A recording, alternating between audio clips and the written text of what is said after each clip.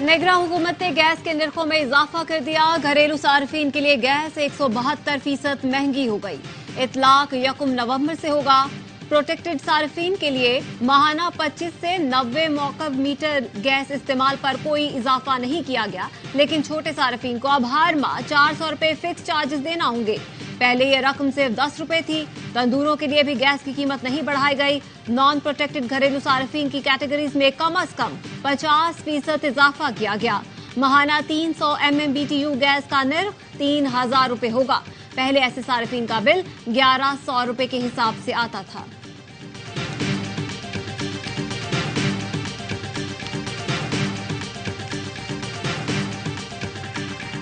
मुश्किलात में घिरी पाकिस्तान क्रिकेट को एक और धचका। चीफ सिलेक्टर इंजमाम उल हक ने ओहदे से इस्तीफा दे दिया।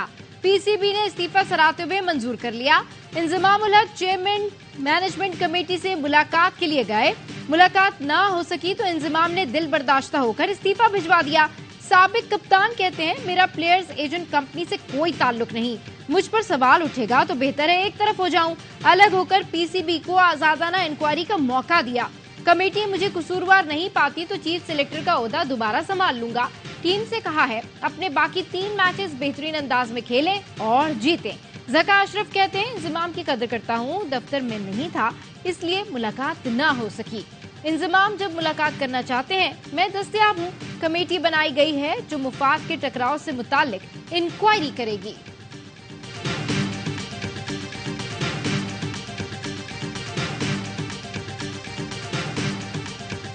मफादात के टकराव का इल्जाम। इंजमाम उल हक की प्लेयर्स एजेंट कंपनी से ताल्लुकात की खबरें इस्तीफे की वजह बनी। सोशल मीडिया पर document viral. Players agent company के सरबराह इंजमाम उल हक और मोहम्मद रिजवान एक ही कंपनी के शेयर होल्डर्स हैं। प्लेयर एजेंट कंपनी कौमी टीम के बेशतर सीनियर खिलाड़ियों की नुमाइंदगी करती है।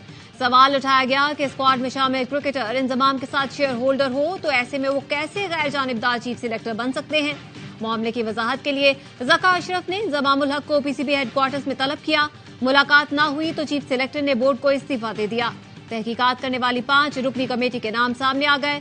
Colonel retired Khalid, colonel retired Akhtar, director media Alia Rashid committee में शामिल हैं। लीगल और ऑडिट टीम का एक नुमाइंदा भी इंक्वायरी कमेटी का हिस्सा होगा।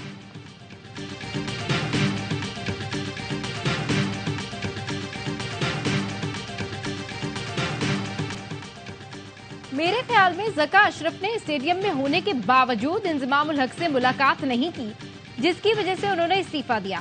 साबिक क्रिकेटर बासित अली का ARY न्यूज की स्पेशल ट्रांसमिशन में इजहार ख्याल। कामरान अकमल ने कहा, बोर्ड और राशिद लतीफ की बातों से हमारे कप्तान की बदनामी हो रही है। वर्ल्ड कप के दौरान ऐसे मामला सामने नहीं आने चाहिए थे। अजहर अली बोले, दुनिया भर में पाकिस्तान का मजाक उड़ रहा है। सब जगह से मैसेजेस आ रहे हैं कि पाकिस्तान क्रिकेट में ये क्या हो रहा है।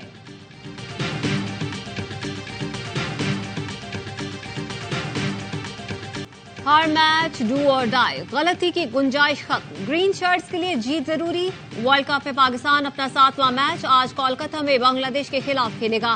सेमीफाइनल की उम्मीदें जिंदा रखने के लिए बांग्लादेश को हर सूरत हराना होगा। मैच से पहले ग्रीन शर्ट्स की तैयारियां, खिलाड़ियों की बैटिंग, बॉलिंग, फील्डिंग की मशकें। पाकिस्तान टीम में तब्दीलियों का इम्कान। फखर जमान भी 11 में शामिल। इमाम उल हक बाहर। हसन अली की वसीम जूनियर की जगह वापसी। शादाब की जगह उसामा मीर बदस्तूर टीम का हिस्सा। हेड कोच ग्रांट बर्न कहते हैं कि खिलाड़ी मुत्तहिद और ड्रेसिंग रूम का माहौल बेहतरीन है। कोलकाता में पाकिस्तानी खिलाड़ियों के फैंस की भरमार। कौमी खिलाड़ियों की एक झलक देखने के लिए भारतीय फैंस उमड़ आए। मोहम्मद रिजवान ने मदाहों के साथ तस्वीर बनवाई। कप्तान बाबर आजम ने भी अपने चाहने वालों को हाथ हिलाकर जवाब दिया।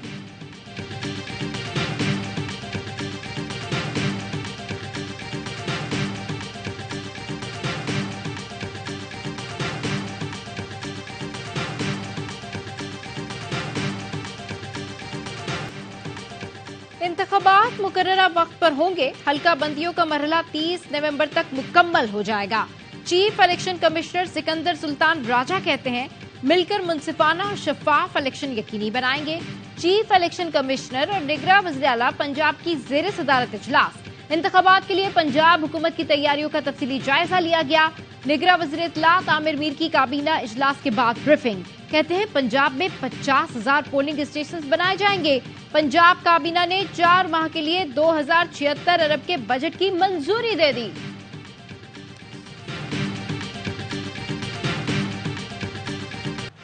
आर्टिकल 254 के मुताबिक कोई काम ताखीर से होने से गैर आईनी नहीं हो जाता। पंजाब और खैबर पख्तूनख्वा में इलेक्शन मेरे वजीर आजम बनने से पहले ताखीर का शिकार हुए थे। निगरां वजीर आजम कहते हैं निगरां हुकूमत का कयाम आईनी तरीके से अमल में लाया गया। कयाम आम इंतखाबात की तारीख का ऐलान इलेक्शन कमीशन करेगा। हमारा काम मुआवनत करना है। मुल्क में इस वक्त मुस्तहकम नहीं उबूरी जमहूरियत है। अनवारुल हक काकड़ की Lahore university of management sciences में तलबा से गुफ्तगू। कहा तासुब से बालातर होकर हमें कौमी तामीर और तरक्की में हिस्सा डालना चाहिए। मयारी तालीम के फरोग में लम्स का किरदार काबिल तारीफ है।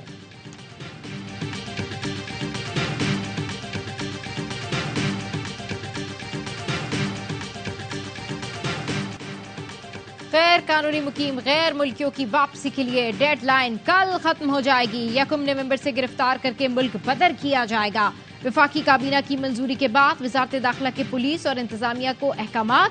गैर कानूनी मुकीम गैर मुल्कियों को डिपोर्ट किया जाएगा और जायदादें जब्त कर ली जाएंगी। निगरान वज़ीर दाखिला सरफराज बुख्ती कहते हैं गैर कानूनी गैर मुल्कियों को करीबी बॉर्डर तक पहुंचाया जाएगा। 2 माह में तकरीबन 2 लाख गैर मुल्की वापस जा चुके। गैर कानूनी गैर मुल्कियों को किराए पर घर देने वाले भी शरीके जुर्म है। इनखला किसी मखसूस ग्रोह के खिलाफ नहीं, गैर कानूनी गैर मुल्कियों को वापस जाना होगा।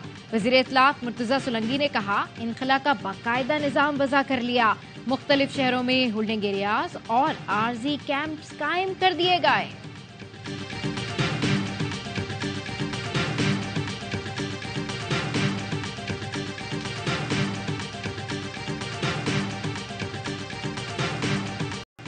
हमास ने गजा पर इसराइल का टैंकों से हमला नाकाम बना दिया। अल-कस्साम ब्रिगेड का भरपूर जवाबी हमला। इसराइली फौजी टैंक, बुलडोजर, जंगी सामान और फौजियों की लाशें छोड़कर पसपा हो गए। इसराइल के गजा को शिमाल और जनूब में तकसीम करने की कोशिश नाकाम। ताकत के जाम में गजा पर 3 अतराफ से यलगार करने वाली इसराइली फौज 3 दिन बाद उल्टे पैर भागने पर मजबूर हो गई। सीनियर हमास रहनुमा मूसा मोहम्मद अबू मरजूक ने कहा अगर 7 अक्टूबर को ये पता होता कि इसराइली फौज इतनी कमजोर है तो सीधा तेल अवीव पर हमला करते। रहनुमा ने मगरिबी किनारे और हिजबुल्लाह से कार्रवाई न करने का शिकवा भी किया।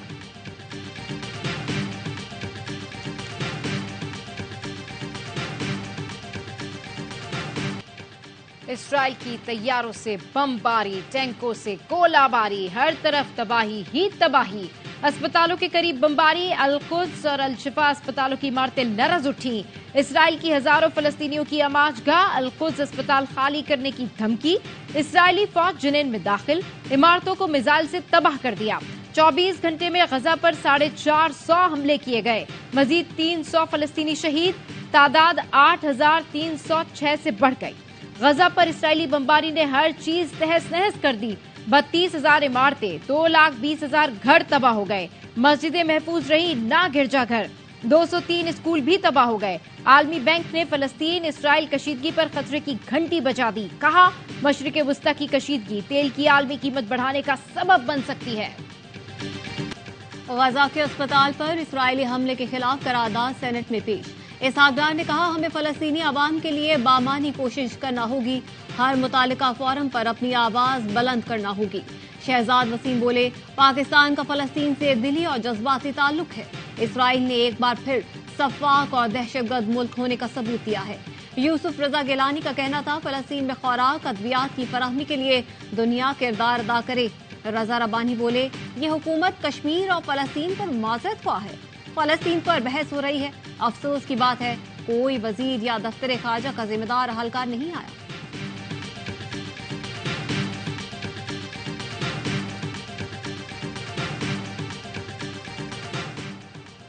पीपल्स पार्टी भरपूर तैयारियों के साथ आइंदा आम इंतखाबात में हिस्सा लेगी। अवामी सियासत करते हैं, हमारी ताकत अवाम का एतमाद है। साबिक सदर आसिफ जरदारी की नवाब शाह में कारकुनों से मुलाकातों के बाद गुफ्तगू। कहते हैं पीपल्स पार्टी जियाले भुट्टोइज्म के नजरिए से जुड़े हैं। कारकुनों ने इंतखाबी हिकमत अमली पर तजावीज पेश की। कानून साजी बुनियादी इंसानी हुकूक से मुतसादिम हो तो अदलिया जायजा ले सकती है। कानून साजों के मफाद को सामने रखकर कानून साजी जांचना पार्लियामेंट और जमहूरियत को नीचा दिखाने के मुतरादिफ है। नैब तरामीम केस में जस्टिस मंसूर अली शाह ने 27 सफ़हात पर मुश्तमिल इख्तलाफी नोट जारी कर दिया। जस्टिस मंसूर अली शाह ने लिखा, सियासी जमातों के बरक्स अदालतों को अवामी हिमायत हासिल करने की जरूरत नहीं। अदालतों को आइन और कानून के मुताबिक फैसला करना चाहिए। अदलिया को इस वक्त तक तहम्मुल का मुजाहरा करना चाहिए जब तक आईनी हुदूद की खिलाफ वर्जी न हो।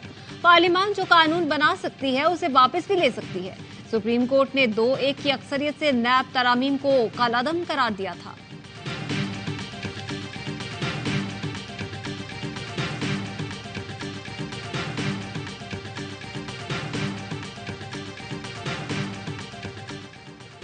ऑडियो लीक्स केस में वफाकी हुकूमत को जवाब जमा कराने के लिए 1 माह की मोहलत। इस्लामाबाद हाई कोर्ट ने अटॉर्नी जनरल को मामला वजीर आजम और काबीना के सामने रखने की हिदायत कर दी।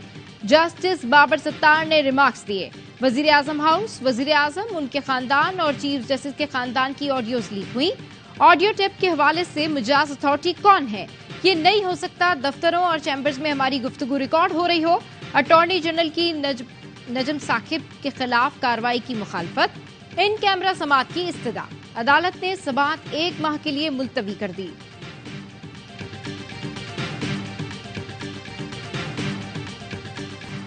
क्रिकेट का हर लम्हा पुरजोश, माहिराना तज्जिए और तबसरे। बासित अली कहते हैं, अफगानिस्तान हदफ को ऐसे कामयाबी से चेस कर रहा है जैसे ऑस्ट्रेलिया करता है।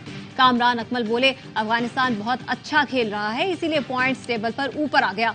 अजहर अली का कहना था, अफगान टीम बॉलिंग और बैटिंग दोनों में मजबूत है, वो अपने हर बॉक्स को टेक कर रहा है। मुस्तफा चौधरी ने ख्वाजा सादफी का रूप धारा। आदि ने भी अपने चुटकुलों से खूब हंसाया।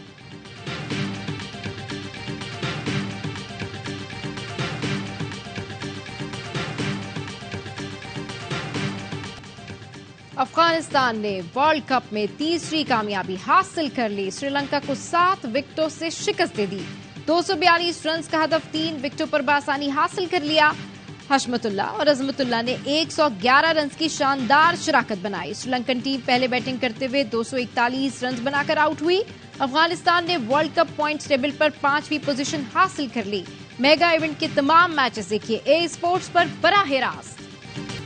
वफाकी काबीना ने पाकिस्तान स्टील मिल्स को निचवारी फहरिस्त से निकालने की मंजूरी दे दी। हज पॉलिसी 2024 की भी मंजूरी। हज दरख्वास्तों को वसूल का अमल नवंबर के वक्त में शुरू हो जाएगा।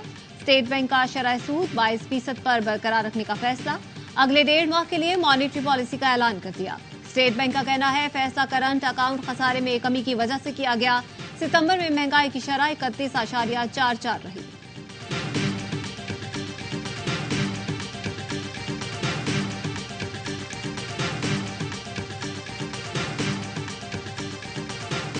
बिजली सार्फिन पर 22 अरब 56 करोड़ रुपए का बोझ डालने की तैयारी। बिजली की तकसीम कार कंपनीज ने कैपेसिटी चार्जेस और यूज ऑफ सिस्टम चार्जेस की मद में वसूली की इजाजत मांग ली।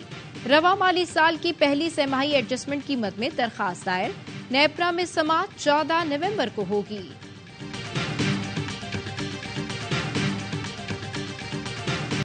नौ मई गंदे लोगों का काम था। पाक फौज के साथ हूँ, कभी उनके खिलाफ एक जुमला नहीं कहा। जनरल आसिम मुनीर मेरे शहर की इज्जत और नदीम अंजुम हमारी आन बान शान है। सरबरा अवामी मुस्लिम लीग शेख रशीद कहते हैं, रावलपिंडी के दोनों हलकों से इलेक्शन लड़ूंगा। Lahore high court Rawalpindi bench का लाल हवेली डीसील करने का हुक्म।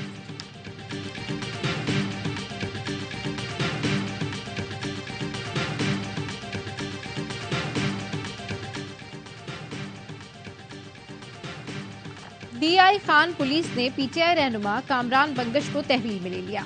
तफ्तीश के लिए पेशावर जेल से डीआई खान मुंतकिल। कार्य सरकार में मुदाखलत और बगावत का केस। एटीसी कराची ने पीटीआई रहनुमा अरसलान ताज के तहयात वारंट गिरफ्तारी जारी कर दिए। आइंदा समाअत पर गवाहों को तलब करते हुए समाअत 14 नवंबर तक मुलतवी कर दी। केस परवेज इलाही के जिस्मानी रिमांड की इस्तदा मुस्तरद। लाहौर की अदालत ने जुडिशल रिमांड पर अडियाला जेल भेज दिया। दौरान समाअत अदालत ने परवेज इलाही को रोस्टरम पर बुलाया और इस्तफसार किया।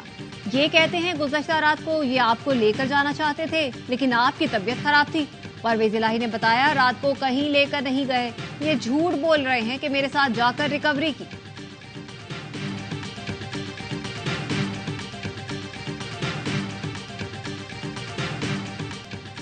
सुप्रीम कोर्ट बार के सालाना इंतखाबात के लिए पोलिंग आज होगी। सदर के लिए हामिद खान ग्रुप के मियां अब्दुल कुद्दूस का शहजाद शौकत से मुकाबला। सेक्रेटरी के लिए सलमान मंसूर और अली इमरान सैयद मद्दे मुकाबिल हैं। इंतखाबात में हामिद खान ग्रुप की पोजीशन इंतहाई मजबूत। हामिद खान कहते हैं ये इलेक्शन 2 बयानियों का मुकाबला है। आइन की सरबुलंदी के लिए काम करते रहेंगे। आबिद जुबैरी का कहना था मियां अब्दुल कुद्दूस के साथ खड़े होने वाले ही कानून की हुक्मरानी के साथ खड़े होंगे। सोच समझ के वोट डालें।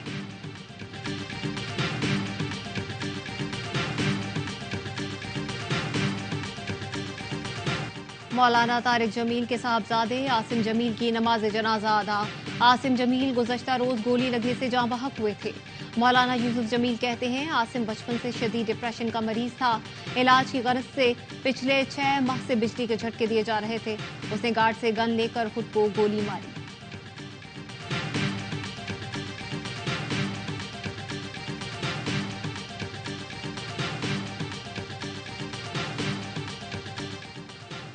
मुल्क में खुसूसी इंसदादे पोलियो मुहिम का आगाज। चारों सूबों के 31 अजला में 1 करोड़ 8 लाख से ज्यादा बच्चों को पोलियो से बचाव के कतरे पिलाने का हदफ।